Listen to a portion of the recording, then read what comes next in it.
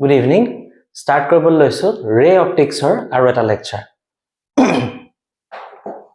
আজি লেকচাৰটোত আমি চাম about optical instruments and optical devices. So প্ৰথম লিখি লোৱা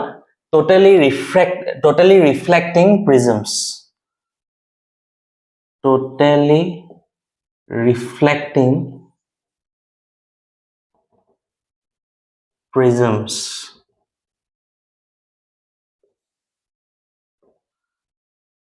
So আমি যেটো phenomenon পাইছিলো total internal reflection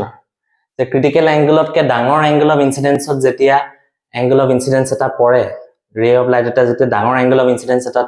incident হয় তেতিয়া হি উভতি গুছি আহে একটা ডেন্সাৰ মিডিয়ামলৈ এই প্ৰপাৰ্টিটোৱে আমি total internal reflection বুলি কওঁ আৰু হেতু ইউজ কৰি totally reflecting prisms বোৰ বনোৱা হৈছিল totally reflecting prisms হৈছে 45 degree 90 degree আৰু 45 degree prism যেটো মই এতিয়া আকি দেখাম তোমালোকক এনেকুৱা এটা প্ৰিজম এটো 45 ডিগ্ৰী থাকে এটো 45 ডিগ্ৰী থাকে আৰু এটো 90 ডিগ্ৰী থাকে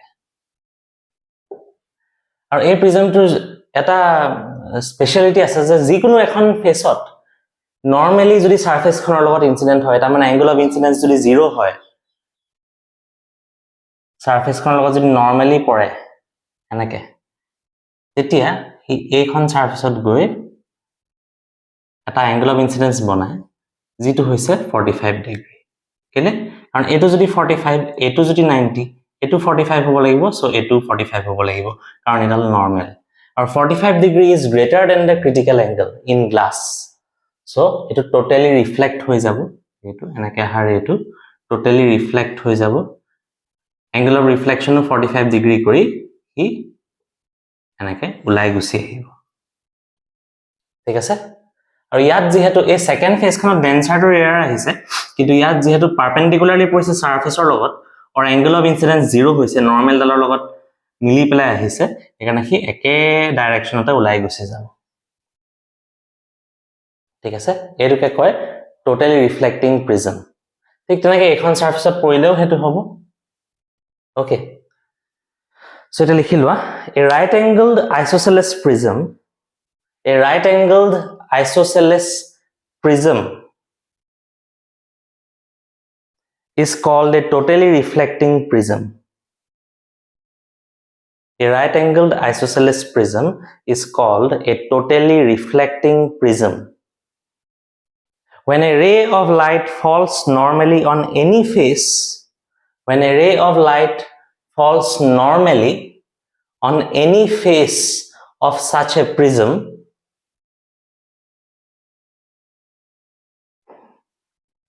it is incident on the inside face at an angle 45 degree. When a ray of light falls normally on any face of such a prism, it is incident on the inside face at an angle of 45 degree. তাৰমানে যেতিয়া নৰমালি পৰিব যিকোনো সাৰফেসত এই প্ৰিজমটোৰ light ৰেটো তেতিয়া হি ভিতৰৰ সাৰফেসখনত 45 ডিগ্ৰীত incident হ'ব ব্ৰেকেটত লিখি দিয়া which is greater than the critical angle of glass which is greater than the critical angle of glass hence it is totally reflected hence it is totally reflected hence it is totally reflected ঠিক আছে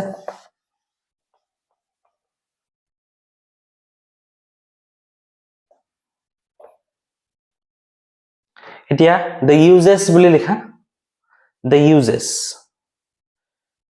number 1 লিখিবা to deviate a ray through 90 degree to deviate a ray through 90 degree to deviate a ray through 90 degree ray attack 90 degree deviate কৰিবলে এটো use হয় totally reflecting prism তাত কেনেকৈ কৰো আমি এনেকে এটা প্ৰিজম লওঁ A B C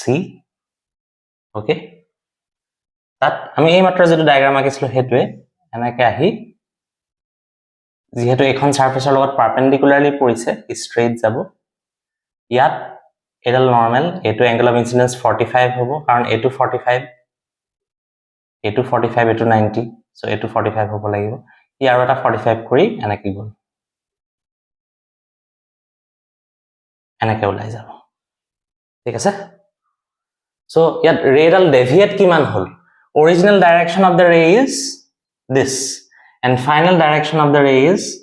this so তাহাঁ দুটাৰ মাজত যেটো ডেভিয়েশন এংগল এটোক আমি ডেল্টা বুলি কওঁ এটো কিমান ডিগ্ৰী হ'ল এটো 90 ডিগ্ৰী হৈছে কাৰণ স্ট্ৰেইট গৈ আছিল ভাৰ্টিক্যালি ডাউনৱাৰ্ড আহিছে so এটো 90 ডিগ্ৰী ডেভিয়েশন হৈছে so to deviate a ray through 90 degree এটো এটা তাৰ পিছত number 2 লিখা আৰু এটোৰ তলত এটা পইণ্ট লিখি থোৱা such prisms are used in periscopes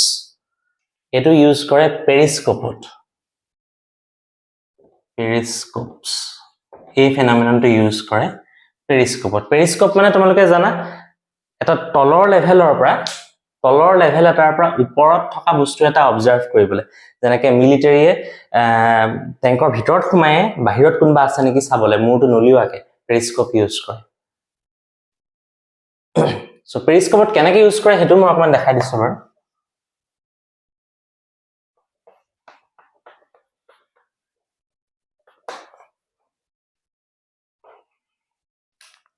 পেৰিস্কোপটো হৈছে এনেকুৱা এইপিনে যেনিবা অবজেক্টটো আছে অবজাৰ্ভ কৰিবলগীয়া পেৰিস্কোপটো এনেকুৱা হ'ব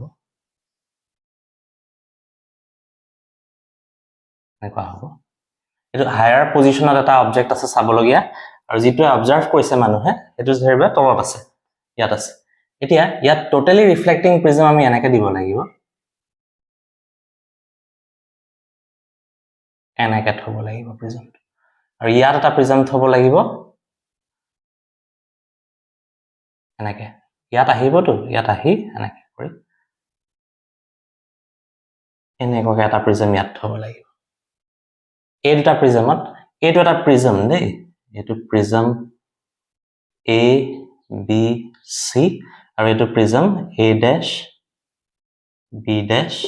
C dash suppose এইটা এটা prism the ray of light to objector পৰা এনেকৈ আহিব আহি ইয়াত পৰিব নৰমালি সাৰফেসৰ লগত ইনসিডেন্ট হৈছে সো স্ট্ৰেইট যাব ইয়াত পৰিব ইয়াত angle of incidence 45 degree so ইয়াত এনেকৈ কি ৰিফ্লেক্ট হৈ গুছি আহিব ইয়াত আকৌ সোমাব ইয়াত সোমাওতে স্ট্ৰেইট যাব কাৰণ এংগল অফ ইনসিডেন্স 0 আৰু সাৰফেসৰ লগত 90 ডিগ্ৰীত পৰিছে ইয়াত আকৌ পৰিব ইয়াত 45 ডিগ্ৰী ইনসিডেন্ট হ'ব যদি নৰমাল আকৌ যে ৰিফ্লেক্ট কৰি এনেকৈ ওলাই গুছি যাব আৰু যোনে অবজাৰ্ভ কৰিছে ইয়াৰ পৰা চাব পাৰিব এই অবজেক্টটোকে যেটো অবজেক্ট ইয়াত আছে এই অবজেক্টটোকে এনেকৈ আহি ইয়াত দেখা পাব এডাল ৰে লৈ দেখাইছো মই ঠিক আছে এটো পেৰিস্কোপত কেনেকৈ টোটালি ৰিফ্লেক্টিং প্ৰিজম ইউজ হল হেতু দেখাল ঠিক আছে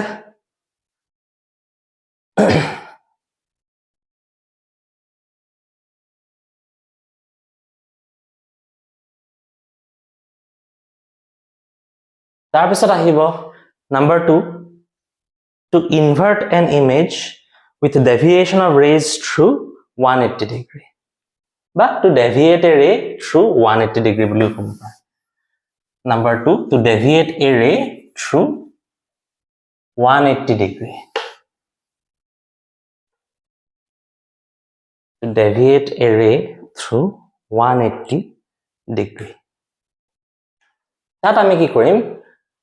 এই একেটা প্ৰিজমে কিন্তু এবাৰ হাইপোটেনিউস যিখন প্লেন আছে সেইখনত ইনসিডেন্ট কৰাম এটা যেনিবা A B C প্ৰিজমটো এটো 45 ডিগ্ৰী এটো 45 ডিগ্ৰী এটো 90 ডিগ্ৰী ইয়াত এনেকা যদি ইনসিডেন্ট হয় লাইট ৰে এডাল ইয়াত টু স্ট্ৰেইট সাৰফেসৰ লগত পাৰপেন্ডিকুলাৰলি পৰিছে তাৰমানে এংগল অফ ইনসিডেন্স 0 এডাল নৰমাল এডালে ৰে এংগল অফ ইনসিডেন্স 0 তো স্ট্ৰেইট গুছি যাব ইয়াত পৰিলে এংগল অফ ইনসিডেন্স কিমান হ'ব 45 ডিগ্ৰী সো টোটালি ৰিফ্লেক্ট হৈ ইয়াত যাব কিন্তু ইয়াত আকৌ 45 ডিগ্ৰীত পৰিব এটো 45 ডিগ্ৰী কাৰণ এখন এনেকৈ আছে ইয়াত আকৌ টোটালি ৰিফ্লেক্ট হ'ব এনেকৈ আহি ইয়াত আকৌ 0ত পৰিব সো এনেকৈ ওলাই গুছি যাব সো ৰে ডালৰ অৰিজিনাল ডাইৰেকশন আছিল ৰাইট ফাইনাল ডাইৰেকশন হৈ গলগে লেফট তাৰমানে কিমান ঘূৰিলে 180 ডিগ্ৰী ঘূৰিলে A পিনৰ পৰা A পিনে ডেভিয়েট কৰিলে 180 ডিগ্ৰী সো ডেভিয়েশন 180 ডিগ্ৰী কাৰণেও আমি right angled isosceles prism বা totally reflecting prism use কৰো ঠিক আছে এইটা আসলে totally reflecting prismৰ দুটা এক্সাম্পল এতিয়া তাহাঁতৰ ইউজ গিটা লিখি থোৱা totally reflecting prism mirrorতকে কেলে বেছি useful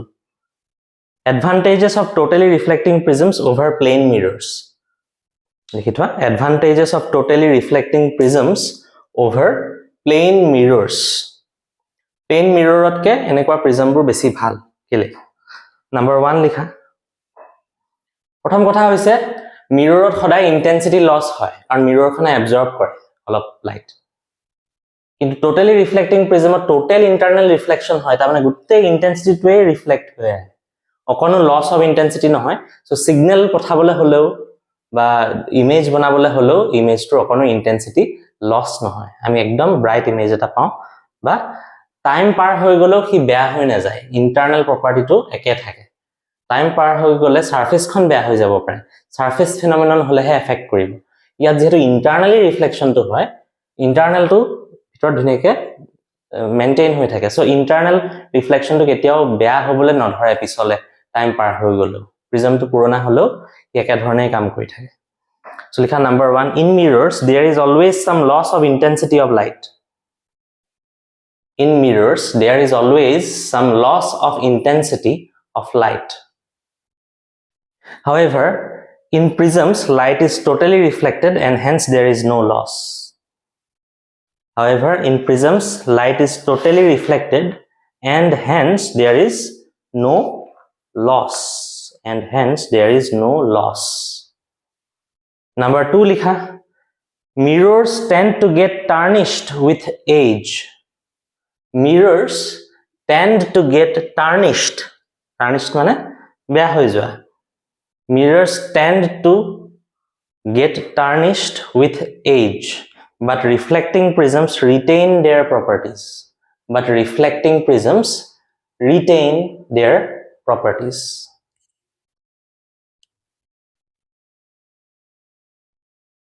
but reflecting prisms retain their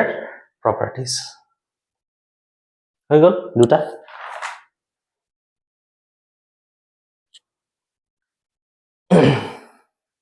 এটা আসলে টোটালি রিফ্লেক্টিং প্ৰিজমৰ কথা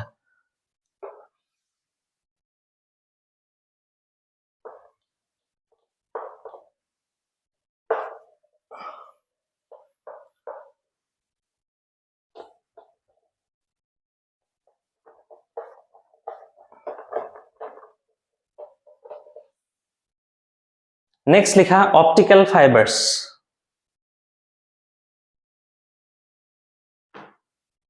optical fibers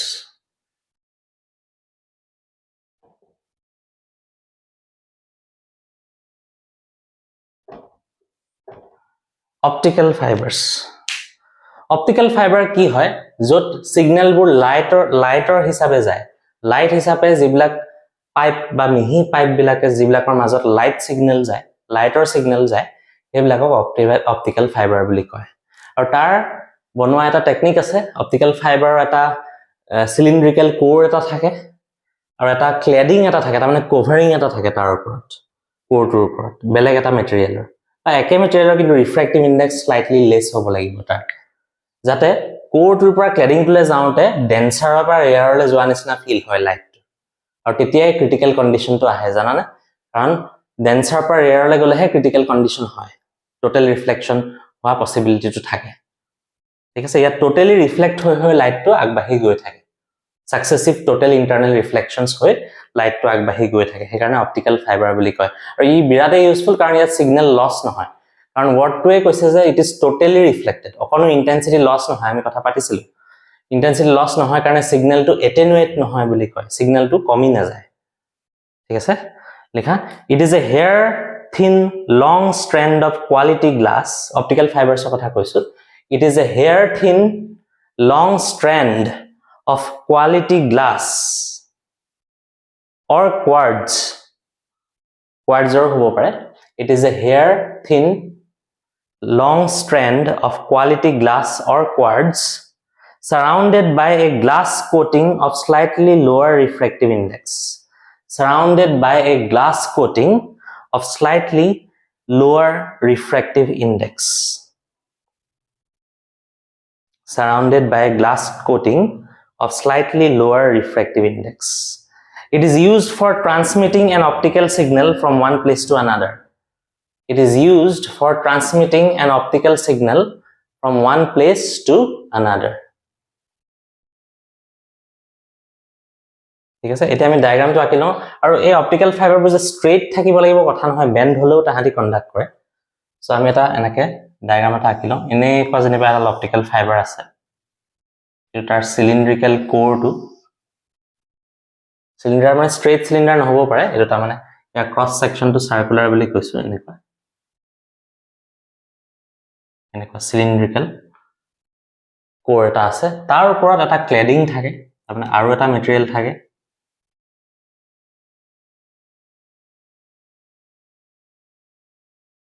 আৰু এটা মেটেৰিয়েল থাকে যেটো এনেকুৱা হ'ব ঠিক আছে সো ওপৰৰ মেটেৰিয়েলটো ট্ৰান্সপাৰেন্ট ভিতৰৰ মেটেৰিয়েলটো ট্ৰান্সপাৰেন্ট কিন্তু ওপৰৰ যেটো কভাৰিং আছে এই কভাৰিংটোৰ ৰিফ্ৰেক্টিভ ইনডেক্সটো অলপ সৰু যাতে লাইটটো যেতিয়া ইয়াৰ পৰা ইয়ালে যাবলৈ চাই তেতিয়া কি ডেন্সাৰৰ পৰা ৰেয়াৰলে যোৱা নিচিনা ফিল কৰিব আৰু তেতিয়া ক্ৰিটিকেল কন্ডিশনটো আহে ঠিক আছে সো লিখা optical fibres have 3 main parts optical fibers have 3 main parts number 1 likha core number 1 core optical fibers have 3 main parts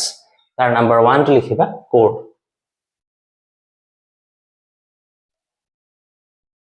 mane ei bhitor cylindrical part tar likhiba it is the central cylindrical core which is made of high quality glass silica or plastic it is the central cylindrical core which is made of high quality glass silica or plastic and has a diameter of about 10 to 100 micrometer and has a diameter of about 10 to 100 micrometer and has a diameter of about 10 to 100 micrometer. তাৰপিছত লিখা number 2 cladding.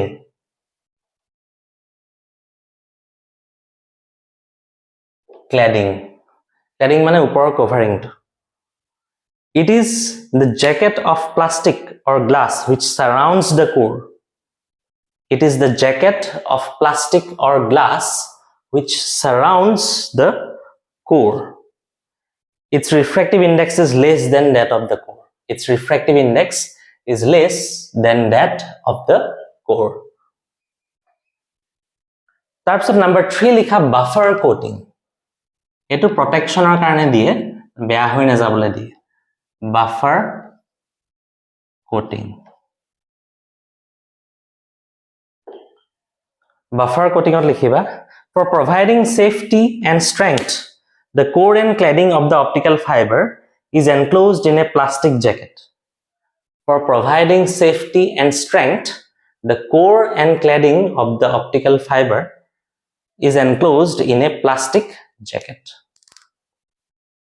Is enclosed in a plastic jacket. এতিয়া আমি কেনেকৈ ইয়াৰ মাজেৰে লাইটটো যায় হেতু অকমান চাই লওঁ ঠিক আছে লিখি লোৱা propagation of light through an optical fiber propagation of light through an optical fiber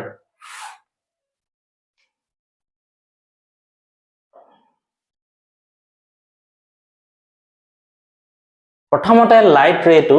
এই সিলিন্ড্ৰিকেল কোৰটোত সোমাব at a small angle of incidence আৰু সেই কাৰণে হি গুছি যাব অকমান ৰিফ্লেক্ট হৈ towards the normal এনেকে গুছি যাব অকমান towards the normal bend হ'ব at a small angle incident হোৱাৰ কাৰণে ঠিক আছে অকমান bend হ'ব এনেকে আহিছে অকমান bend হ'ব ইমান তাৰ পিছত দেখিছা ইয়াৰ এটা ডাঙৰ angle of incidence ত পৰিছে কি এটা নৰমাল এই কোৰৰ পৰা ক্লেডিংলৈ ওলাই যাবৰ সময়ত তাৰ ক্ৰিটিকেল কণ্ডিশ্যনটো পৰিব সেইকাৰণে সি ইয়াত ৰিফ্লেক্ট হ'ব ৰিফ্লেক্ট হৈ ইয়াতো এংগল অফ ইনচিডেন্স ক্ৰিটিকেলতকৈ ডাঙৰ পৰিলে এনেকৈ ই মাল্টিপল ৰিফ্লেকশ্যন হৈ লজ অফ ৰিফ্লেকশ্যন মানি থাকিব ইয়াত এনেকৈ ওলাই গুচি যাব ঠিক আছে সো ইয়াত গোটেই ৰেডাল তাৰমানে সাকসেসিভ ৰিফ্লেকশ্যন হৈহে ট্ৰেভেল কৰিছে ষ্ট্ৰেইট বা কন্টিনিউয়াস বেন্ড এটা লোৱা নাই ঠিক আছে ৰিফ্লেকশ্যন হৈ আগবাঢ়ি গৈছে কিন্তু ৰিফ্লেকশ্যনটোত অকণো ইন্টেন্সিটি লছ হোৱা নাই বাবে ৰিফ্লেকশ্যনটোত অকণো লছ অফ সিগন্যাল নহয় দেখা as shown when light is incident on one end of the fiber at a small angle as shown when light is incident at one end of the fiber at a small angle as shown when light is incident at one end of the fiber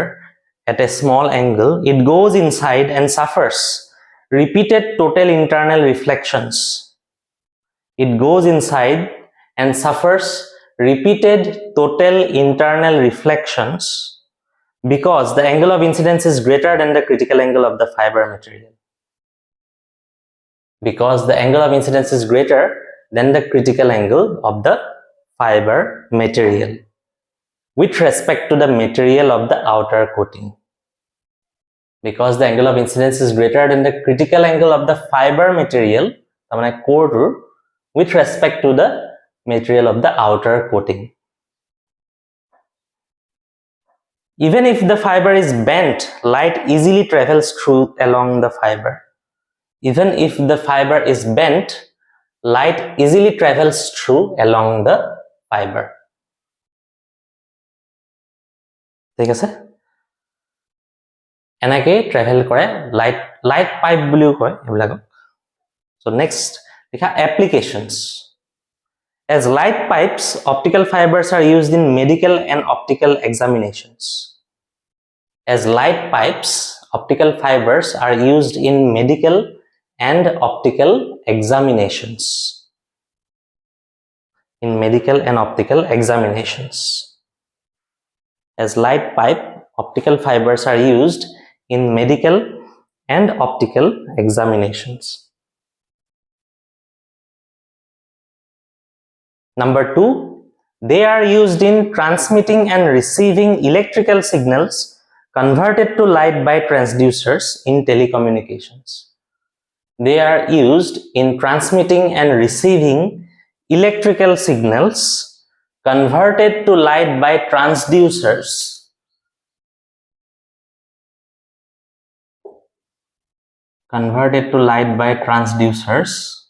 in telecommunications. তাৰমানে signal বিলাক যেতে আমি পঠাও বহুত ধৰণৰ signal থাকে mechanical signal electrical signal sound signal হেবিলাকক সাধাৰণতে ইলেক্ট্ৰিক্যাললৈ কনভাৰ্ট কৰি লয় এটা ডিভাইস যেটো কয় ট্ৰান্সডিউচাৰ মানে এটা ফৰ্ম অফ এনাৰ্জি বা এটা ফৰ্ম অফ সিগন্যালক বেলেগ এটা ফৰ্মলৈ যেতে কনভাৰ্ট কৰা হয় তাৰ নেচাৰটো মেইনটেইন কৰি তাক যেতে কনভাৰ্ট কৰা হয় বেলেগ এটা ফৰ্মলৈ এই কৰিবলৈ যেটো ইনস্ট্ৰুমেন্ট ইউজ কৰে হেতু কয় ট্ৰান্সডিউচাৰ ট্ৰান্সডিউচাৰে ইলেক্ট্ৰিক্যাল সিগন্যাললৈ সাধাৰণতে কনভাৰ্ট কৰে সাউন্ড টাউন্ড এটসেট্ৰা হেবু কিন্তু কেতিয়াবা ইলেক্ট্ৰিক্যাল সিগন্যালক লাইটলৈ কনভাৰ্ট কৰা হয় কিছুমান ট্ৰান্সডিউচাৰৰ দ্বাৰা আৰু হেবিলাককে আমি ট্ৰান্সডিউচাৰ বুলি ইয়াত কৈছো সো হে লাইটলৈ কনভাৰ্ট কৰি সিগন্যালটো লাইট হিচাপে অপটিক্যাল ফাইবাৰৰ মাজেদি পঠাই আকৌ ট্ৰান্সডিউচাৰ লৈ তাক ইলেক্ট্ৰিক্যাললৈ কনভাৰ্ট কৰি টেলিকমিউনিকেশনত আমি ইউজ কৰো তাৰমানে যেতিয়া ট্ৰেভেল কৰে তেতিয়া হি লাইট হিচাপে ট্ৰেভেল কৰিছে যেতিয়া আমি ইউজ কৰো তেতিয়া আমি যেটো ফৰ্মত লাগে হেতু ফৰ্মলৈ আকৌ আনি লবলৈ ট্ৰান্সডিউচাৰটো ইউজ কৰো ঠিক আছে সো এইটো আছিল অপটিক্যাল ফাইবাৰৰ কথা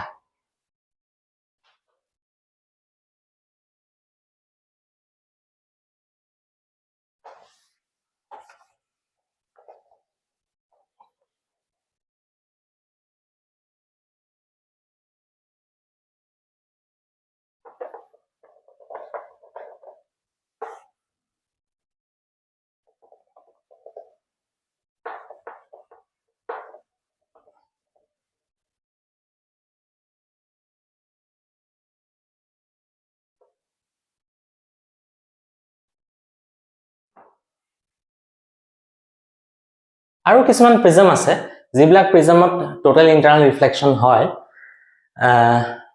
যেনেকে 30 ডিগ্ৰী 60 ডিগ্ৰী 90 ডিগ্ৰী প্ৰিজম কিন্তু সদায় নহয় টোটাল ইণ্টাৰনেল ৰিফ্লেকশ্যন সাপোজ এইখন ফেচত পৰিলে ইয়াত আনডেভিয়েটেড গ'ল কাৰণ পাৰপেণ্ডিকুলাৰ টু দ্য সাৰফেচ পৰিছে বা এংগল অফ ইনচিডেন্স 0 হৈছে এইটো যিহেতু 30 ডিগ্ৰী আছিলে ইয়াত নৰ্মেলডাল আঁকিলে এইটো 30 ডিগ্ৰী হ'ব angle of incidence so angle of incidence যদি 30 ডিগ্ৰী হয় তেতিয়া critical condition নাপায়গে so he refract হয় এনেকে away from the normal হৈ গুচি যাব so এইটো total reflection ৰ কেছ নহয় কিন্তু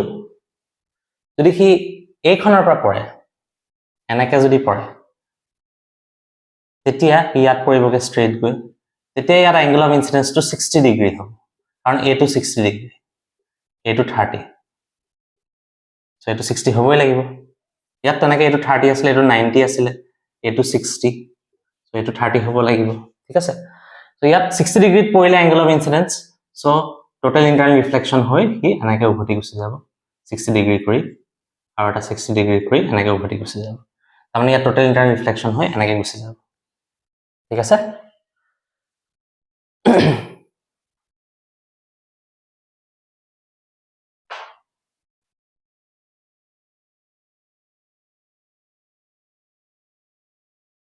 আৰু এই হাইপোটেনাছ প্লেনখনত যদি পৰে তেতিয়া দুটা কেছ থাকে তাৰ এই দুটা কেছও আমি এবাৰ চাই লওঁ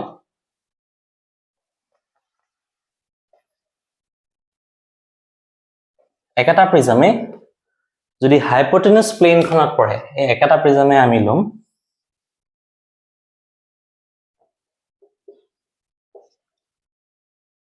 তাৰ এডাল পাৰপেণ্ডিকুলাৰ আঁকি লৈছো বিডি এডাল কনষ্ট্ৰাকচন লাইন হে দেই এই এডি পাৰ্টত যদি ইনসিডেন্ট হয় নৰমালি তেতিয়া এটা কেস হয় ডিসি পাৰ্টত ইনসিডেন্ট হলেও এটা কেস হয় ঠিক আছে এডি পাৰ্টত ইনসিডেন্ট হলে কি হ'ব এনেকে আহি পৰিলে এটো স্ট্ৰেইট গৈ ইয়াত এংগল অফ ইনসিডেন্স হ'ব এটো কি যেহেতু 30 ডিগ্ৰী আছিল এটো 90 এটো 60 সো এটো 30 ডিগ্ৰী হ'ব 30 ডিগ্ৰীত পৰিলে কি away from the normal যাব এনেকে যাব কাৰণ ক্ৰিটিক্যাল কন্ডিশন পোৱাগে নাই ক্ৰিটিক্যাল এংগেলটো 40 ৰ ওপৰত থাকে 42 মান থাকে কিন্তু এই ডিসি পাৰ্টত যদি পৰে এনেকে আহি পাৰপেণ্ডিকুলাৰলি তেতিয়া হি স্ট্ৰেইট গৈ ইয়াত যেহেতু এই তলৰ সাৰফেচখনত পৰিব তেতিয়া ইয়াত এংগল অফ ইনসিডেন্স